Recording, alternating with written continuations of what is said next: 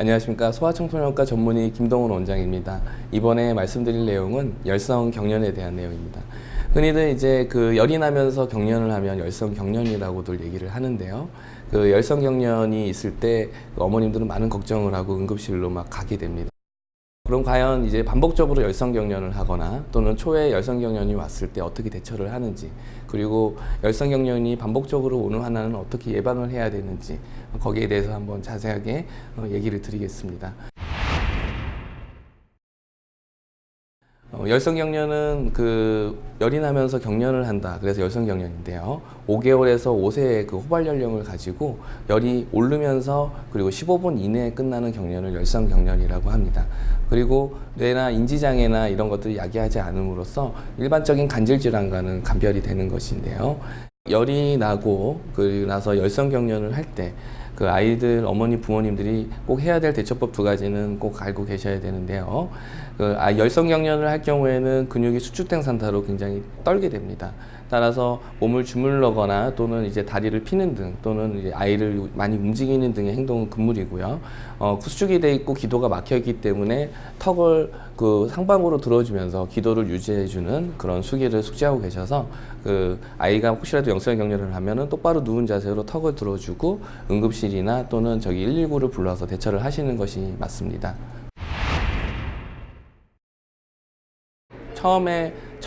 처음에 하는 열성 경련 같은 경우에는 대부분 어머님들은 병원에 가셔서 충분히 처치를 받으시고 검사를 하는 것이 맞습니다. 하지만 반복적으로 열성 경련을 하는 아이라면은 아이의 상태에 따라서 우리가 지속적으로 병원에 갈지 아니면 집에서 판단을 할지를 우리가 결정을 해야 되는데요. 그러기 위해서 몇 가지 기준을 잡아두는 것이 좋습니다. 우리가 열성 경련과 그리고 경련 질환 또는 기질적인 뇌병변이 있는 경우, 이런 것들을 감별하기 위해서 복합 열성 경련이라는 말을 사용하는데요.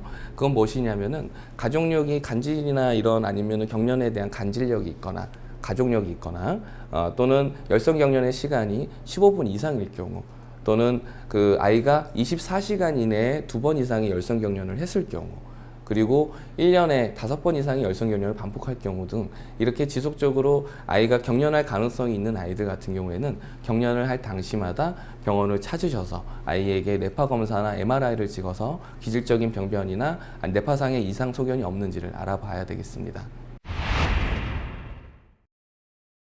흔히들 이제 열성 경련의 원인은 빠른 열이 오르는 속도와 또는 탈수 정도, 그리고 아이의 컨디션에 따라서 달아있다고 하는데요.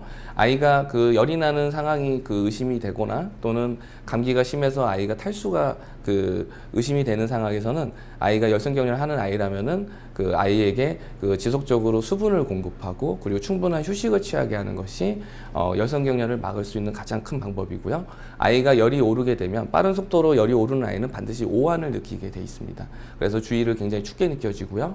본인이 열이 오르는 속도보다 주위가 따라오지 못하기 때문에 밖에 있는 기온이 차갑게 느껴지는 거죠. 반대로 열이 갑자기 떨어지면 우리가 식은땀을 느끼게 됩니다.